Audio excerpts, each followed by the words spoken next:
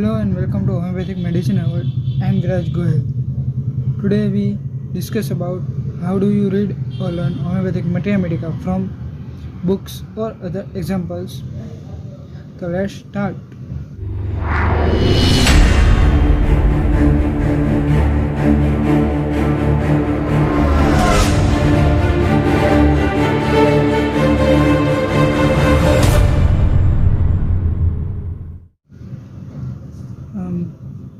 मुझे मेरा कई क्लासमेटों ने क्वेश्चन पूछा है कि हमें होम्योपैथिक मेडिसिन पढ़नी है, पर शुरुआत कहाँ से करें पढ़ने की।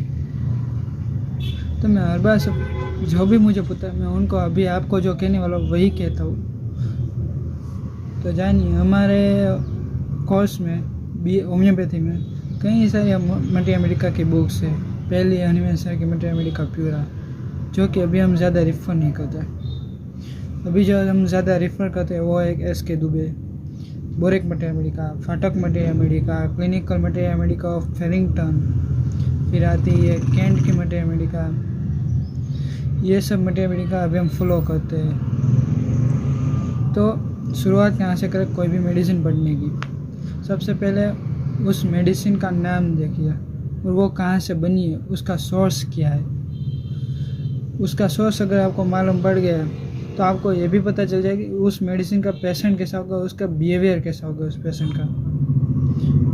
जैसे कि मैं एक एग्जांपल देता हूँ डॉक्टर ऑफ सिग्नेचर ऊपर से। जैसे कि मुझे लेकेसिस मेडिसिन को प्रूव करना है, जो एलिंगसन ने कर दिया है ऑलरेडी। लेकेसिस है क्या मेडिसिन, तो वो सुरुकुकु स्नेक के वेनम से बनती है। ये हो गया मेडिसिन का नेम। मेडिसिन का सोर्स का है सुरुकुकु स्नेक वेनम।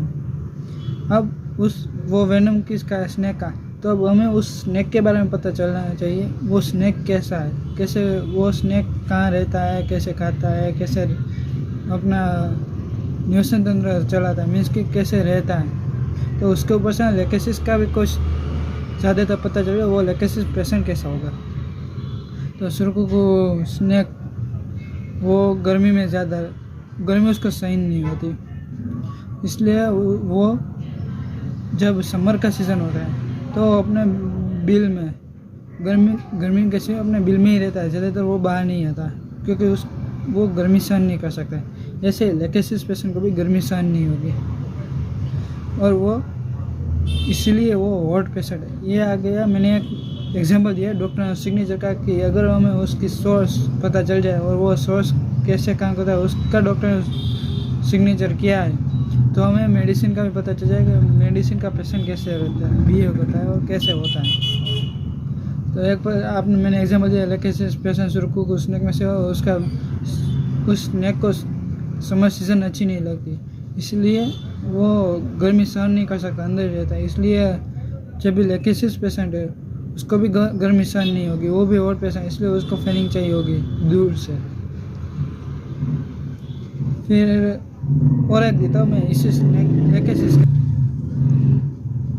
तो मैं और एक एग्जांपल देता हूँ लेकेसिस का। तो सुरुकुकु स्नेक का सभी स्नेकों की ज़्यादातर ये उसकी सिग्नेचर होती है कि वो अपनी जो स्किन है स्नेक की, वो बार बार उसकी उखड़ने लगती है। एक बार छोड़ते हैं फिर नई स्किन आती है। तो इसी तरह लेकेसिस पेशेंट भी क्लॉथ टाइटनेस नहीं उसको अफोर्ड होगा। वो कहीं भी टाइट क्लॉथिंग हो, टाइटनेस हो, उसको अच्छा नहीं लगेगा, वो लूज़ करेगा सब कुछ। ये भी लेकेसिस पेशेंट का डॉक्टर सिग्नेचर है। तो ऐसे में पता चलता है कि हमें अगर उसके सोर्स का पता चल गया मेडिसिन का, तो हमें मेडिसिन के पेशेंट का भी बिहेवियर ज़्यादातर पता चल जाता है। तो ये आपको मिलेगा SK दुबे में भी मिल सकता है और हमें कैंट की मटेरिया मेडिका में भी इसका बिहेवियर पैटर्न पता चल सकता है। तो हम आगे चलते हैं। सोर्स मिल गया, किसने अप्रूव किया वो पता चल गया, फैमिली कौन सी है। तो यह हमें फैमिली के बारे में फैमिली जाननी पड़ेगी कि वो किस फैमिली से आता है, वो मेडिसिन किस फैमिली की है, उसका सोर्स किस फैमिली का है। ज़्यादातर वेजिटेबल किंगडम में हमें ये काम आता है क्यों। और इस फैमिली कौन सी है, उस फैमिली के बारे में अगर आपको पता करना है सोर्स का मेडिसिन का, तो आपको जाना पड़ेगा क्लिनिकल मैथमेटिका फेरिंगटन में। उसमें आपको क्लिनिक फैमिली वाइज आपको कह देंगे फेरिंगटन सर कि वो पेशेंट और उस मेडिसिन का काम किया है बॉडी में। फेरिंगटन में आपको एग्जाम्पल के लाइव क्लिनिकल एग्जाम्पल के द्वारा आपको मेडिसिन समझाते हैं फेरिंगटन सर। मैंने ये सब बुक पढ़ी है इसलिए मुझे पता है। फिर आते हैं हम वो मेडिसिन अगर क्लिनिकल करना चाहते हैं आप बिगिनर से मेरी तरह, तो आपको शुरू करना है सबसे पहले बोरिक, क्योंकि बोरिक और फाटक एक क्लिनिकल मैथमेटिका है जो ज़्यादातर होम्योपैथ यूज़ करते हैं। बड़े बड़े प्रोफेसर हमारे ये सब ज़्यादातर वही यूज़ करते हैं। तो बोरिक और फाटक में आपको हेड टू टो सिम्टम मिलेंगे। मेंटल इतने ज़्यादा बोरिक में नहीं मिलेगा। बोरिक में आपको फिजिकल सिम्टम ज़्यादा मिलेंगे, फिजिकल जनरल, और फाटक में जाएंगे वहाँ पर आपको मेंटल और फिजिकल जनरल दोनों मिलेंगे। तो आपको काम ये करना है बिगिनर से है तो सबसे पहले आपको बोरिक और फाटक में से हेड टू टो सिम्टम जो भी पिक्यूलर है उसको आपको नोट डाउन करके उससे आपको समझना है। सिर्फ रट्टा नहीं माना, समझना है कि वो उसको कहाँ पे क्या दर्द होता है, लोकेशन, सेंसेशन, मोडालिटी के साथ आपको ये याद रखना है सभी सिम्टम्स। अगर आपने बोरिक और फाटक में से मेडिसिन कर ली, कोई एक मेडिसिन पकड़िए पहले, उससे पूरी कीजिए सब में से, तब आपको उस मेडिसिन की पूरी नॉलेज आएगी। फिर दूसरी मेडिसिन पे जाइए और दूसरी मेडिसिन भी ऐसी लीजिए जो इसके साथ आती है, ताकि क्या वो पढ़ेंगे फिर इसके साथ कंपेयर कर सकेंगे। पहले पढ़िए ऐसे कंपेयर होती है जो मेडिसिन, वो लाइन में लेते जाइए। अब आते हैं, मैंने बोरिक और फाटक की कह दी हेड टू टो। अब आते हैं हम, कोई पेशेंट आए आपके क्लिनिक और उसको कोई एक ही सिम्टम है पर वो पिक्यूलर है, जैसे किसी को खांसी हुई है आइसक्रीम खाने के बाद और घर में हिचकिचाहट हो रही है, तो आपको एक ही मेडिसिन क्लिक होनी चाहिए जो आपको क्लिक होगी एलेंस की नोट के साथ। तो पहले आपने मेडिसिन पढ़ ली बोरिक और फाटक में से हो, फिर उसकी की नोट के लिए आपको एलेंस की नोट में जाना पड़ेगा। उसमें से पहले उस मेडिसिन की पढ़ी है पूरी की नोट की, फिर एलन के पीछे आपको की नोट सभी दिए गए फिजिकल जनरल और मेंटल जनरल के साथ। उसमें देखिए किस की नोट में किस ये मेडिसिन कहाँ है, और वो सब की नोट को नोट डाउन कर दीजिए, ताकि आपको वही की नोट पढ़ने पड़ेंगे उसी मेडिसिन के लिए। ये आपको एग्जाम में भी काम आएगा ज़्यादा नंबर देने के लिए।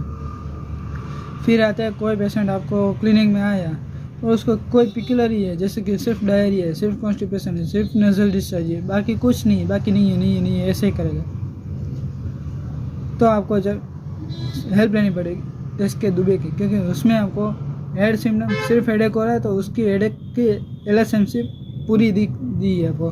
फिर आप डायरिया में जाएंगे, उसमें भी आपको डायरिया में दिया है, before diarrhoea, after diarrhoea, menses की कोई भी प्रॉब्लम है तो उसमें भी आपको दिया गया है, ये कितना है, कैसे है, कितनी क्वांटिटी है, कब क्या पेन होता है मेंसेस के दौरान, वो सब आपको दिया गया है इसके दुबे में।